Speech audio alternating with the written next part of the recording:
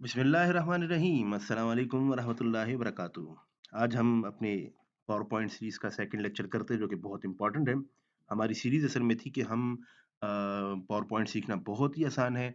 हमारा जो पहला लेक्चर था उसमें हमने सीखा था कि इफ़ेक्टिव प्रेज़ेंटेशंस कैसी होती हैं। आइए थोड़ा जनरल इंट्रोडक्शन देखते हैं एमएस पावर पॉइंट का। पावर पॉइंट की शॉर्टकट की पावर पीएनटी है, लेकिन आप सिर्फ पावर भी लिखें तो ये आ जाता है आपके पास। आपने पावर पॉइंट को ओपन करना है। लेट्स सपोज ये पावर पॉइंट आपके पास ओपन हो गया। जैसे ही पावर पॉइंट आपके पास ओपन होता है, तो आपके पास पहले से कुछ बनाई हुई टेम्पलेट्स भी हैं, जिस तरह के मैंने एमएस वर्ड के लेक्चर में बताया था। आप उन थीम्स को और पहले से टेम्पलेट्स को यूज़ भी कर सकते हैं और आप खुद भी बनाकर सीख सकते हैं। लेकिन इसमें से मैं जिस भी थीम को चूज़ करूँगा, वो थीम अगर मैं क्लिक करूँगा, तो ऑटोमैटिकली वो थीम जितनी भी है, वो सब की सब मुझे ऑटोमैटिकली मिल जाएगी। लेकिन मैं उसके सीखने के बजाय ये देखना चाहूँगा कि मुझे क्या-क्या फीचर अवेलेबल हैं। तो सबसे पहले मैं ब्लैंक प्रेज़ेंटेशन को क्लिक करता हूँ। देखिए, ब्लैंक प्रेज़ेंटेशन जब आपके पास होती है, तो बाकी एमएस वर्ड और एक्सेल की तरह मुख्तलिफ रिबन्स यानी मुख्तलिफ मेन्यूज़ आपके पास मौजूद हैं। इसका फ़ाइल रिबन, फ़ाइल मेन्यू उसी तरीके से काम करता है, जिसमें सेव, सेव एज़, प्रिंट और मुख्तलिफ ऑप्शंस आपके पास मौजूद हैं। मैं फिर रिपीट कर सकता हूँ कि पहली दफ़ा डॉक्यूमेंट सेव और सेव एज़ दोनों एक ही काम करते हैं, यानी डॉक्यूमेंट को सेव करते हैं। लेकिन जब एक दफ़ा पहले से डॉक्यूमेंट सेव हो, फिर आप जब उसमें चेंजेस करते हैं तो सेव उनको कमिट करता है, कंफर्म करता है, उनको आपकी चेंजेस को पक्का कर लेता है और सेव एज़ आपकी फाइल की कॉपी बनाता है। और ये जो सेव एज़ करके कॉपी बनाना है, बहुत काम की चीज़ है, ताकि आप अपनी एक ही फाइल के डिफरेंट वर्ज़न या डिफरेंट जो उसमें चेंजेस हैं, आप उसको अपने पास महफूज़ करके सेव कर सकें।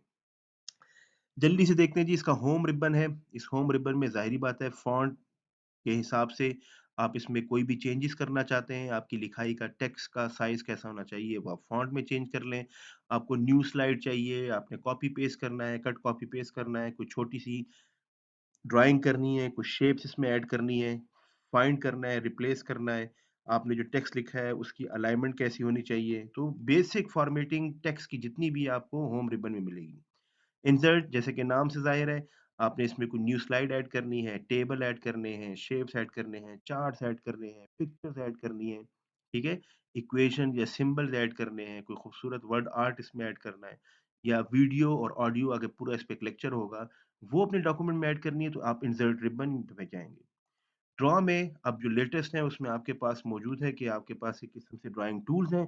आप अपनी मर्ज़ी से चाह के कोई आप ड्राइंग टूल आप एक टूल को खुद भी ड्रॉ यहाँ पर कर सकते हैं। डिज़ाइन के अंदर बड़े काम की चीज़ है, इसमें पहले से कुछ थीम्स या टेम्पलेट्स हैं। लेट्स सपोज़ मैं इसको क्लिक करता हूँ, तो देखें जिस टेम्पलेट को मैं क्लिक करूँगा वो टेम्पलेट इनेबल हो जाएगी, ठीक है? उसकी हेडर स्लाइड और उसकी अंदर की स्लाइड। इसी तरह ट्रांज़िशंस हैं। ट्रांज़िशन कहा जाता है कि मेरे पास अगर लेट्स सपोज़ एक शॉर्टकट की बता रहा हूँ कंट्रोल एम की, मेरे पास एक न्यू स्लाइड ओपन हो गई। मैं चाहता हूँ कि ये जो एक स्लाइड के बाद दूसरी स्लाइड पे जाऊँ तो वो जो ट्रांज़िशन है, वो जो एक स्लाइड के बाद दूसरी स्लाइड आएगी, जैसे देखिए ये स्लाइड और इसके बाद ये स्लाइड। ये जो स्लाइड चेंज हुई थी, ये कैसी होनी चाहिए? लेट्स सपोज़ इसको स्प्लिट कर लेता हूँ, ठीक? तो जब मैं इसका स्लाइड शो चलाऊँगा और जैसे ही न्यू स्लाइड पर मैं गया, तो वो जो एक स्लाइड के बाद दूसरी स्लाइड का बदलना है, उसकी शक्ल जो है वो स्प्लिट की तरह होगी। या मैं कट करना चाहता हूँ या इसको अनकवर करना चाहता हूँ, देखिए ये भी एक बहुत प्यारी ऑप्शन है। मैं जैसे ही इसका स्लाइड चलाऊँगा, देखिए नेक्स्ट स्लाइड जब आएगी, वो ऐसे होगा जैसे किसी ने बुक में एक सफ़ा यहाँ से जो है वो चेंज किया है। आप उसमें टाइमिंग वगैरह भी सेट कर सकते हैं। आप एक स्लाइड पे रखना चाहते हैं, अप्लाई टू ऑल करना चाहते हैं, ये सारे फीचर्स इसके अंदर मौजूद हैं। प्रीव्यू असल में ये आपको बताता है कि अगर आपने ये चाहते हैं कि ये आप एक दफ़ा चेक करना चाहते हैं, देखिए ये आपको प्रीव्यू भी दिखाता है। एनिमेशंस जो जिसके लिए आप पावर पॉइंट यूज़ करते हैं, ये हम कल को यूज़ करेंगे। लेट्स सपोज़ मैंने यहाँ पे कोई टेक्स्ट ऐड कर लिया और टेक्स्ट को ऐड करने के बाद लेट्स सपोज़ मैं यहाँ पे एक टेक्स्ट ऐड कर लेता हूँ। इन्फॉर्मेशन और मैं चाहता हूँ कि ये जो टेक्स्ट मैंने ऐड किया है, ये फ्लाई इन करके आए, ठीक है? ये इस तरह आए या इसकी शेप इस तरह हो, यानी जिस तरह मैं चाहूँ मैं इसमें एनिमेशंस ऐड कर सकता हूँ। आगे मैं आपको सिखाऊँगा, आप अपनी कस्टम एनिमेशन आप खुद इसको कोई एक सीक्वेंस बता दें और उस सीक्वेंस के मुताबिक जो है देखिए, यहाँ पे आप खुद भी लाइन ड्रा करेंगे, मोशन पाथ उन्हें कहा जाता है और वो जो आप पाथ बनाएँगे, आपकी एनिमेशन उसी तरीके से यानी उसमें मूव करेगी। स्लाइड शो, आप अपनी स्लाइड शो को बिगिनिंग से स्टार्ट करना चाहते हैं, इसकी शॉर्टकट की कंट्रोल सिर्फ F5 है। और अगर आप चाहते हैं कि आप इस स्लाइड पे मौजूद हैं, ये स्लाइड नंबर, लेट्स सपोज़ मैं यहाँ पे इस स्लाइड्स की कॉपीज़ बना रहा हूँ, मैं स्लाइड नंबर 4 से शुरू करना चाहता हूँ, तो जो जहाँ पे आपका कर्सर होगा करंट स्लाइड, वहाँ से भी आप अपना स्लाइड शो चला सकते हैं। ये स्लाइड शो क्या होता है? लेट्स सपोज़ मेरी पहले से एक प्रेज़ेंटेशन मौजूद है और मैं चाहता हूँ ये रन हो, तो इसकी शॉर्टकट की F5 है, या मैं यहाँ से क्लिक कर सकता हूँ। जैसे ही मैंने F5 दबाया, ये मेरा शो जो है वो स्टार्ट हो चुका है। मैं इसके बाद क्लिक करते रहता हूँ, नई स्लाइड पे स्लाइड आती रहती है। तो ये काम मैं अपने स्लाइड शो रिबन में कर सकता हूँ। मैं इसमें अपनी स्लाइड शो की रिकॉर्डिंग भी कर सकता हूँ, जो कि आगे इस पे पूरा एक लेक्चर होगा। रिव्यू में जैसे कि पहले था, आप स्पेल चेक कर सकते हैं, अपने ग्रामेटिकली कोई मिस्टेक हो उसको चेक कर सकते हैं। अब लेटेस्ट उसमें आप अपनी लैंग्वेजेस इसमें जो है वो ट्रांसलेट कर सकते हैं।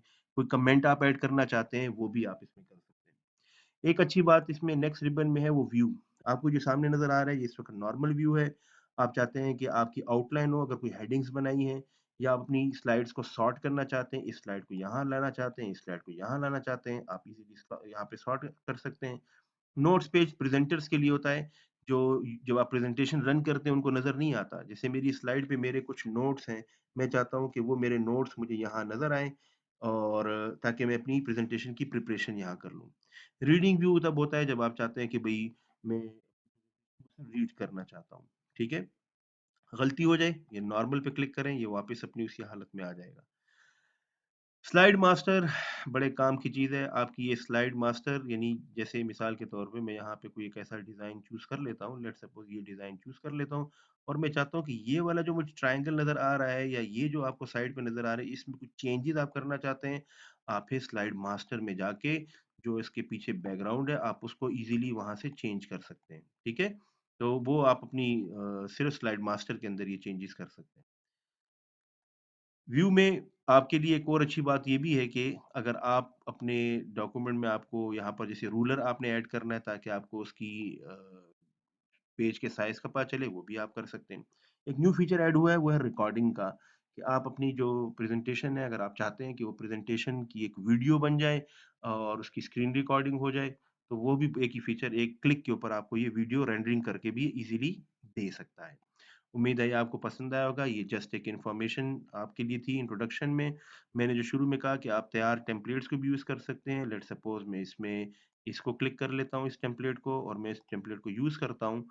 तो देखिए, ये लोड हो जाएगा थोड़ी देर में, ये इसको डाउनलोड करेगा, और ये पहले से बनी हुई एक प्रेज़ेंटेशन मुझे मिल जाएगी।